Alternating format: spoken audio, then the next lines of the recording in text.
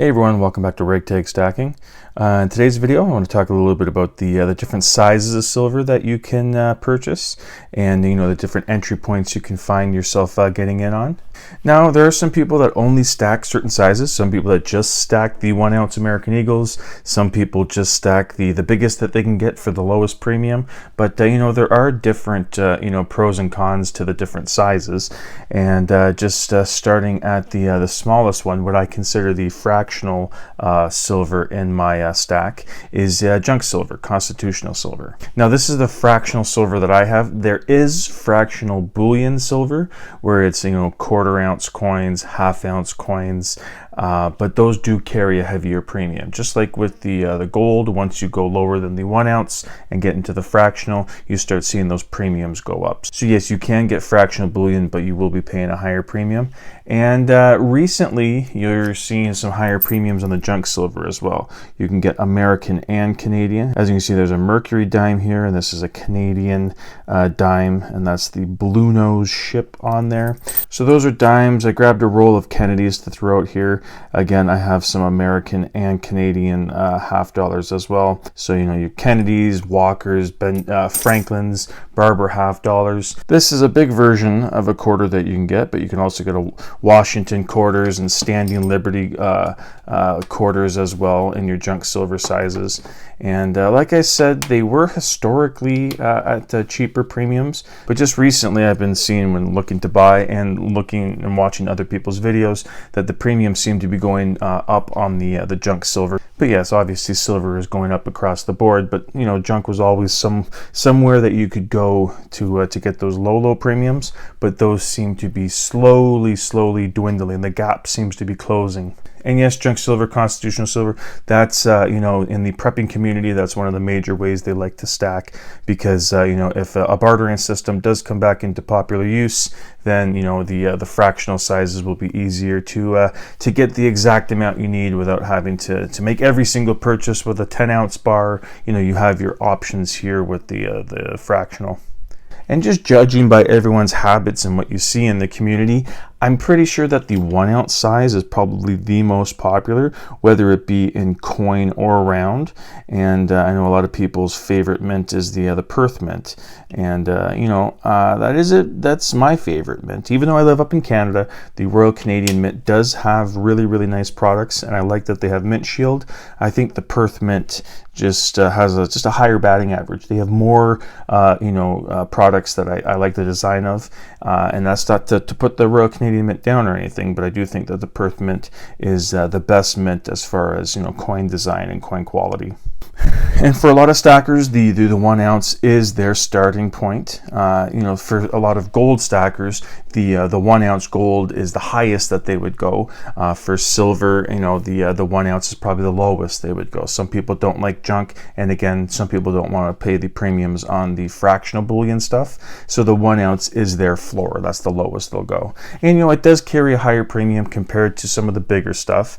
But these are more liquid, and you know what I mean. If you go to trade in a tube of koalas, a tube of maple leafs, a tube of American silver eagles, you should be getting. You're not going to be getting all of the premium back on that purchase, or when you're selling it, you're not going to get all the premium back that you paid to get the coin. But you will be getting a certain percentage back compared to just say a regular old generic round that you're looking to trade in. So yes, the majority of my stack is in the 1 ounce size, but I think my favorite coin has to be the 2 ounce sizes. I've said this before, I do like the chunkiness of the 2 ounce coins. A lot of the 2 ounce coins come in the same diameter as their 1 ounce counterparts. Like the Maple Leafs and the Creatures of the North series. One is a 1 ounce, one is a 2 ounce. They can fit in the exact same tube, exact same diameter. It's just the Kraken is that much thicker. As opposed to say something like the Libertad, where the 1 ounce Libertad is 40 millimeters in diameter and the 2 ounce is 48 millimeters in diameter. So obviously it's not as thick, it just has a bigger surface area. I forgot to mention with the 1 ounce, they obviously have the coins and the rounds. They also have bars as well. This is just a Johnson Matthey bar. I want to get one of these in the 10 ounce size as well, and it's extremely reflective, so I had to kind of move off to the side there. But the only 2 ounce bars that I have are these hand poured ones. I have this Monarch Precious Metals one. It's a nice chunky piece of silver, and I have a couple of Beaver Bullion 2 ounce ones that I just buried somewhere in one of the monster boxes. I didn't pull it out, but I don't have too many 2 ounce bars. I do have quite a few of the coins just because I like the feel in the hand. It's got a nice heft. And again, the next size up is the 5 ounce. I do like these, these America the Beautiful coins here. This one you can pick up from any of the bullion dealers, where you can see it's kind of like a mirrored-like finish. It does look nice. I don't mind the look of the ultra shiny coin, but I wanted to get a burnished one, and you needed to get this straight from the US Mint. So I was lucky enough that I was able to catch the last one, because I just started stacking recently, so there wasn't a big opportunity for me to get some of these coins directly from the mint, because they do carry a heavier premium if you need to get them on the secondary market. So I was glad that I was able to catch the 50th and the 56th and last version of the America the Beautiful coin in the 5 ounce burnished, and it looks really nice, and I think it looks a lot better than just the straight mirrored. And of course, one of my favorite coins in my entire stack is my 5 ounce Antique Libertad.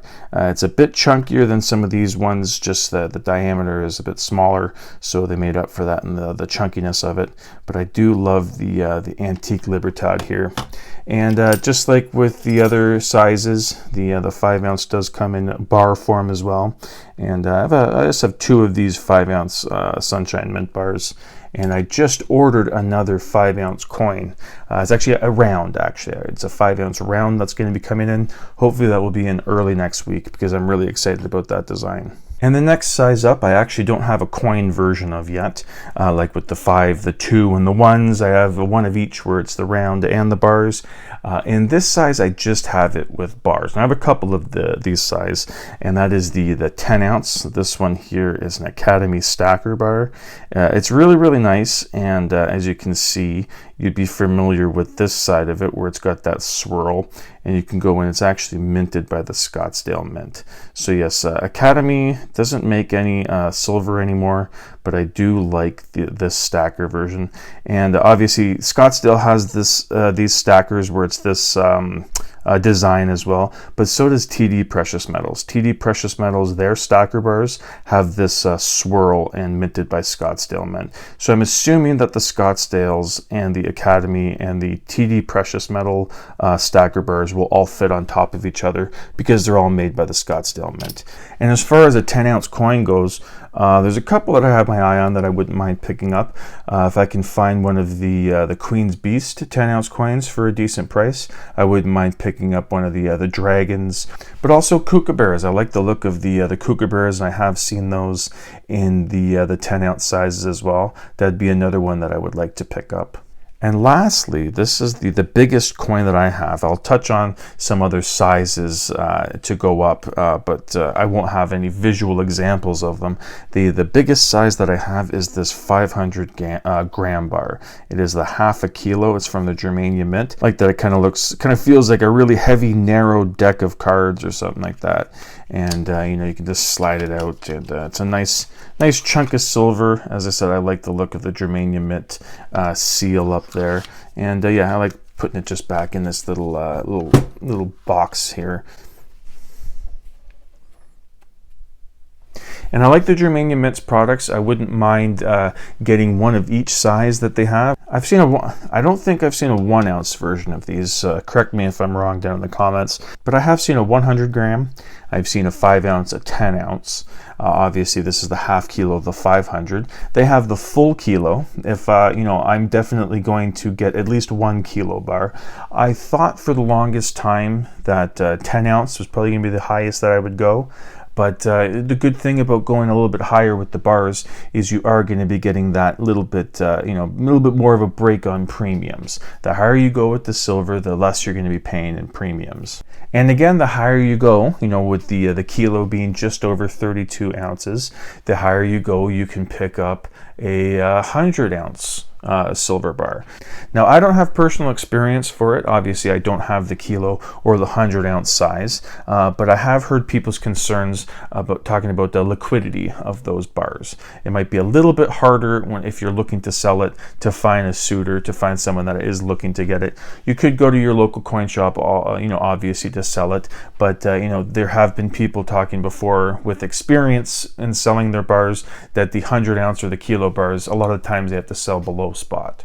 I mean, you could hold out and wait for the peer-to-peer. It always seems like you're just going to be getting a little bit more bang for your buck if you go through like an Instagram or like another peer-to-peer to just purchase and sell just with the stacking community directly. Seems like you might be able to negotiate a little bit better price peer-to-peer, especially on those bigger pieces, than you would at your local coin shop. You might be good friends with your local coin shop owner, and he might be able to get you a good deal on selling the 100-ounce bars. Hopefully he got you a good deal when he was selling it to you. He might return the favor when you're trying to sell it back or something like that. That's why a good relationship with a local coin shop owner is a good thing to have when you're going on your stacking journey.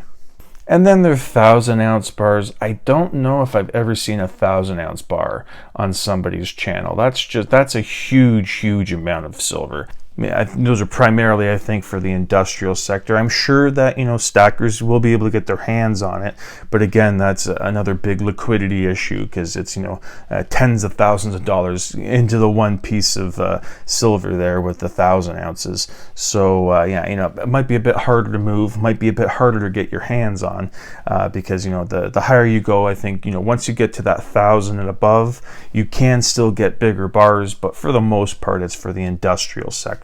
Not a lot of stackers are looking to get anything. I don't think a lot of stackers are looking to get a 1,000-ounce bar, let alone something bigger than that.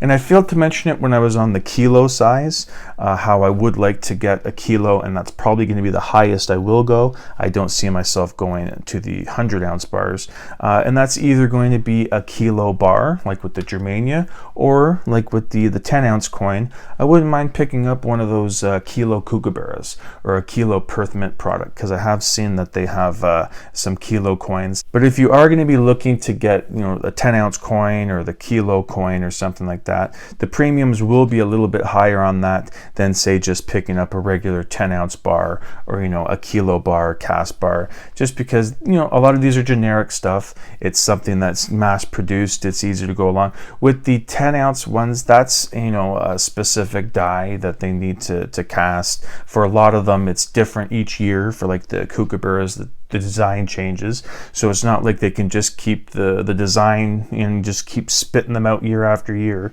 With the 500 gram at the Germania Mint, they just have a bunch of different molds in that size, so they can make those at a better clip. With the 10-ounce and kilo coins that change design each year, you can only pump out a certain amount before you have to get ready and start making the new die for the new coin. Whereas with the other ones, where it's just the same old mold and just throwing it year after year, you can make a lot more at a lower premium than you would with the coins, where there's a little bit more work and craftsmanship that go into some of those coins. But obviously that's just something I want to touch on, because premiums do tend to decrease when you go up in size. But if the size that you're buying has a little bit more craftsmanship and work that goes into it, then the premium might be a little bit higher.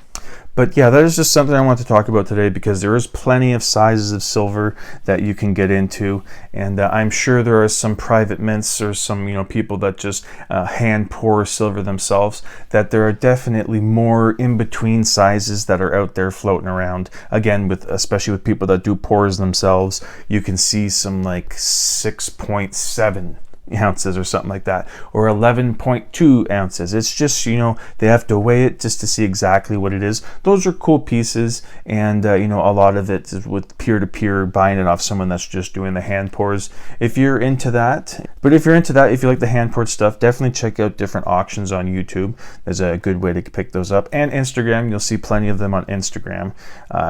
Good thing with Instagram is you can just search different hashtags, so you can just search hashtag poured silver, and just have a slew of different ones. And there are plenty of people that are selling, you know, their hand pours there. And yeah, you know, just check it out, see if it's in your price range, and pick it up. But yeah, that was just something I wanted to talk about here, just because there was you know, a wide variety of different sizes of silver that is out there, and I just thought I would touch on and showcase a few of the sizes here. Obviously, I don't have all the different sizes that I was talking about in this video. You know, as my stack grows, hopefully I will get more examples that I can show off, like the kilo bar or coin, and that 10-ounce coin I have kept my eye on a couple of times. Almost pulled the trigger on once or twice, but I still yet to have a 10-ounce coin in my stack. But let me know in the comments what you guys think. Let me know what the highest size is that you would go. If you would just go with bars and not coins, the higher you go up, just because there might be that little bit more premium associated with coins. Or if, you know, if 10 ounces is just your limit, you won't go any higher. For me, that's what I thought when I first started stacking, but then, you know, the 500 gram caught my eye, and now with the premiums the way they are, I'm a little bit more open-minded to going a little bit higher in the size of the bar.